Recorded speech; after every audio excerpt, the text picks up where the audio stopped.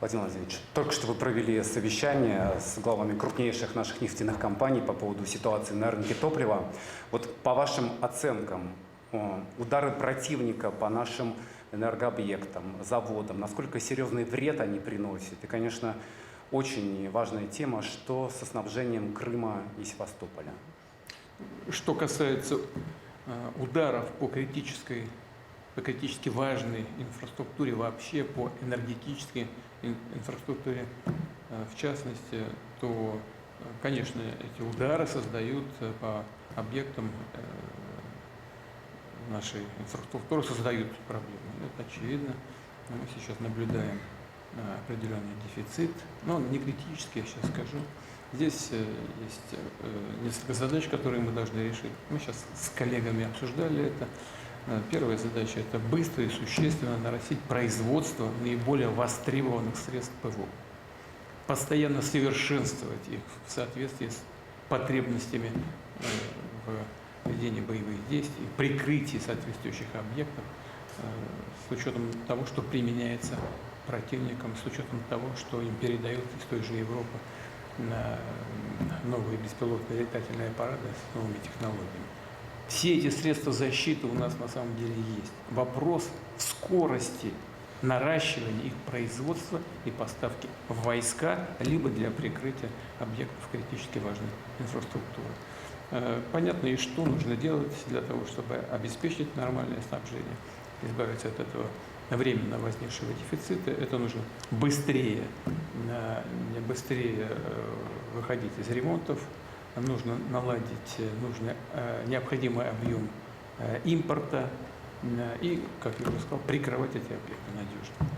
Необходимо также слаживание работы всех уровней и структур, участвующих в отражении атак беспилотных летательных аппаратов и ракет на нашу инфраструктуру и, самое главное, людей. Главная задача здесь – защита людей, гражданского населения. Минимизация ущерба для экономики, для отдельных отраслей производства, для промышленности. Как я уже сказал, ущерб есть, но все поврежденные объекты довольно быстро восстанавливаются, и возникающие проблемы критического характера не носят. Все у нас работает стабильно и с большим запасом прочности. Что касается поставок энергоносителей в Крым, ежемесячная потребность, вот министр мне докладывал, ежемесячная потребность 70 тысяч тонн. В Крыму сейчас запас нескольких дней, но потребности будут обеспечены. И мы будем наращивать и по земле эти поставки, и по морю. Уверен, что эта задача будет решена. Ну, а в целом, знаете, хочу сказать, что в целом вот, удары по нашей гражданской инфраструктуре наносятся не только для того, чтобы нанести нам какой-то ущерб, хотя и это, думаю, для противника важно, но и для подпитки информационной кампании. И, может быть, если быть более точным, даже не кампании, а информационной операции, как части противоборства с Россией. Как минимум с целью породить у нас неуверенность в себе, в наших силах, а еще лучше довести до раскола в российском обществе и заставить Россию приостановить хотя бы на какое-то короткое время наступление наших войск на линии боевого соприкосновения и создать условия для начала переговорного процесса на выгодных для себя, то есть для нашего противника условиях. Мы не дадим им такого шанса. Тем более, и это важно, все эти террористические вылазки никак не влияют на ситуацию на фронте. Вот это принципиальная вещь. Все удары, куда бы они ни наносились по нашей инфраструктуре, они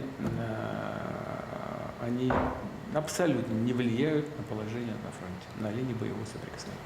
При этом мы все видим, что переговоры с Украиной и по поводу Украины, они полностью прекращены. Но недавно на Петербургском форуме вы так дали нам всем понять, что есть иногда контакты по другим, скажем так, каналам. И если эти контакты есть, может быть, есть какие-то там, звучат новые, не знаю, там, просьбы, идеи, предложения с той стороны? Может быть, есть какие-то сигналы?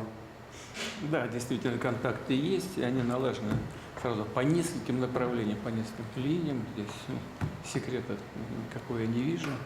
Есть новые предложения. Но предложение о встрече с главой режима в Киеве, эти предложения известны хорошо. Запрос об остановке боевых действий хотя бы на короткое время по линии боевого соприкосновения тоже не новость. Но есть и новые предложения, но некоторые из них я готов назвать. Ну, например, прекращение ударов вглубь территории с обеих сторон, например. И понятно, почему делается это предложение, потому что наши ответные удары вглубь территории Украины гораздо более мощные, чувствительные и, прямо скажем, разрушительные, приводят к действительно серьезным последствиям для киевского режима. Еще одно предложение – ограничить боевые действия, прошу внимания, только 4 территориями. То есть проводить боевые действия только в Херсонской области, Запорожской области, Донецкой Народной Республике и Луганской Народной Республике. А на всех остальных территориях боевые действия прекратить. Тоже понятно почему. Потому что это даст, если мы пойдем на это, это даст возможность ВСУ снять свои войска из Николаевской области, Днепропетровской области, Харьковской и Сумской областей, а также с некоторых участков госграницы. И перебросить эти подразделения в 4 вышеназванных региона.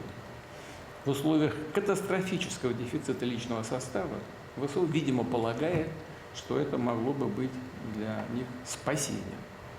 Но спасать киевский режим в наши планы не входит.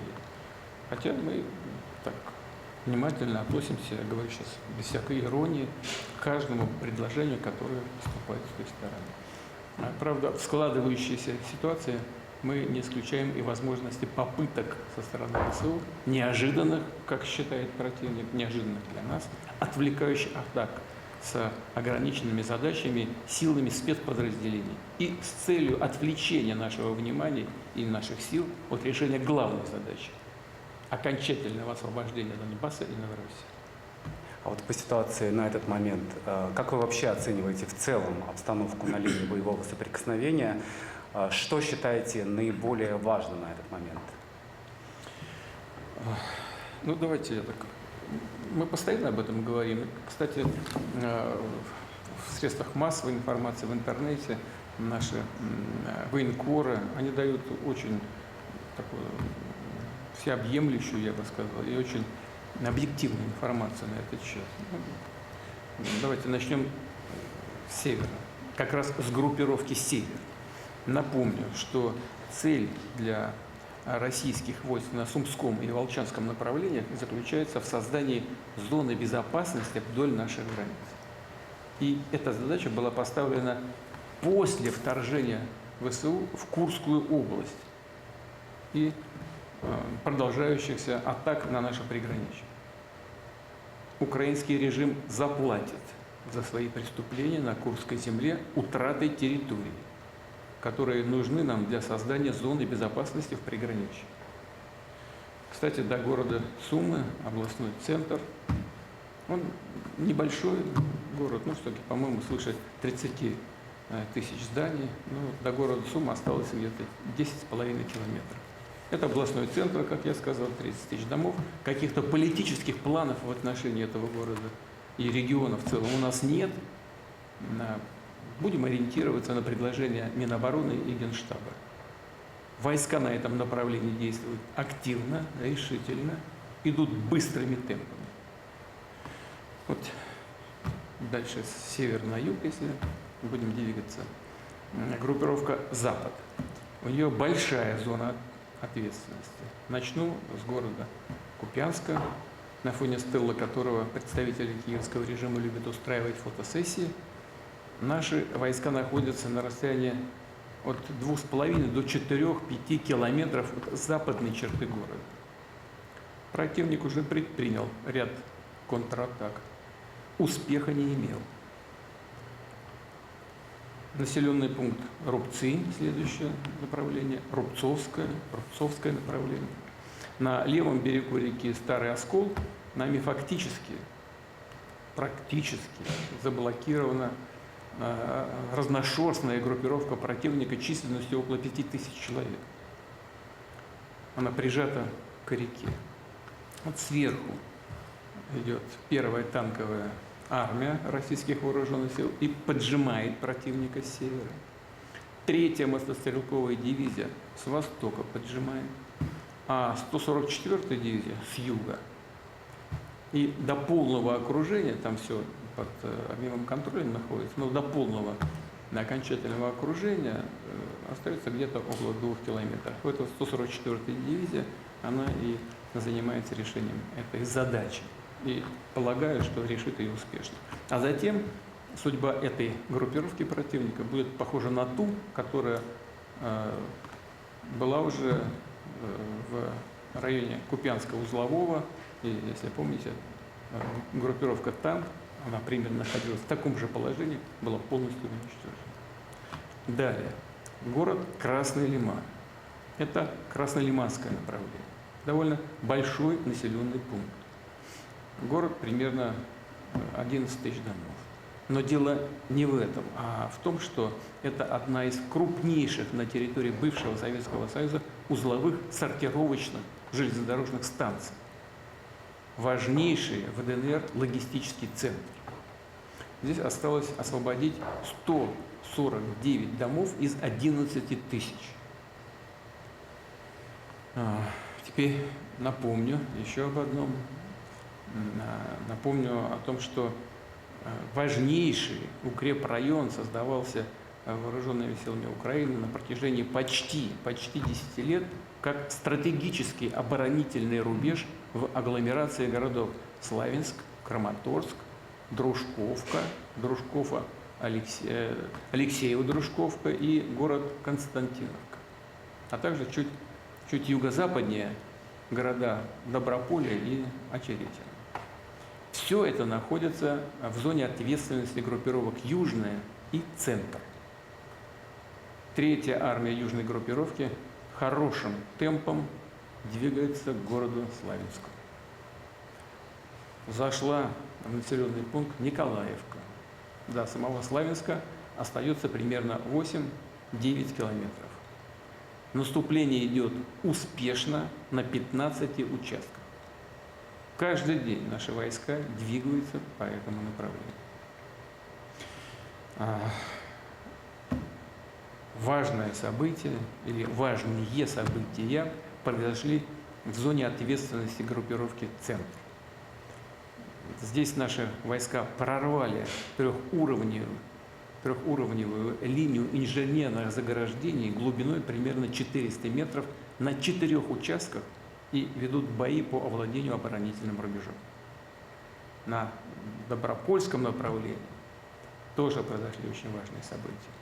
На Добропольском направлении наши ребята прорвали хорошо подготовленную, считавшуюся неприступной, трехрядную линию инженерных заграждений. Зашли в примыкающий к Доброполью населенный пункт Анновка, подошли прямо к населенному пункту Доброполья и с севера. А за городом Доброполье, обращаю на это ваше внимание, заранее подготовленных оборонительных рубежей у ВСУ нет. Они сейчас пытаются в спешке создать локальные опорные пункты. А от Доброполя до госграницы 35 километров. Ну, можно вернуться к боевой работе южной группировки, которая ведет бои по освобождению одного из важнейших опорных пунктов стратегического рубежа обороны ВСУ города Константиновка. 96% города в наших руках. 4-я бригада зачищает город, а 6-я дивизия группировки «Юг» обошла уже Константиновку и вышла к Алексеево-Дружковке. Зашла туда, взяла улицу Тухачевского и движется дальше. Соседи слева также подошли к этому населенному пункту, к Алексеево-Дружковке. Затем будет сама Дружковка, достаточно большой населенный пункт, 12 тысяч домов. Она примыкает к Алексеево-Дружковке. От Дружковки до Краматорска, который считается у киевских сегодняшних властей временной столицей Донецка, так вот, до Краматорска там всего 4 километра. И там тоже нет особых укреплений.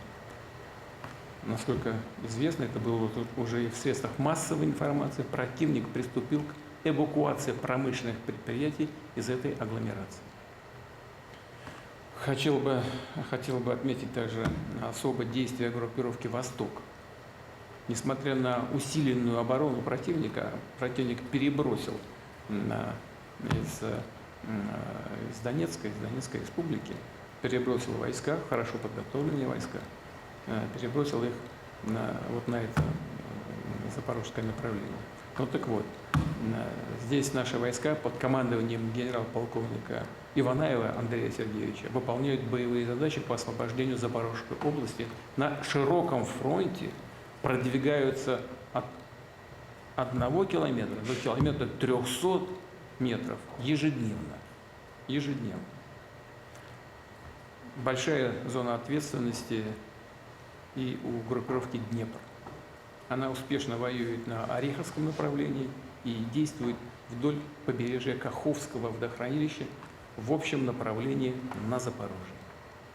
А вот спонсоры киевского режима, лидеры Евросоюза, недавно договорились даже до того, что они приветствуют, цитата, «инновационное применение дронов и успехи ВСУ на поле боя, включая, как они говорят, освобождение территории».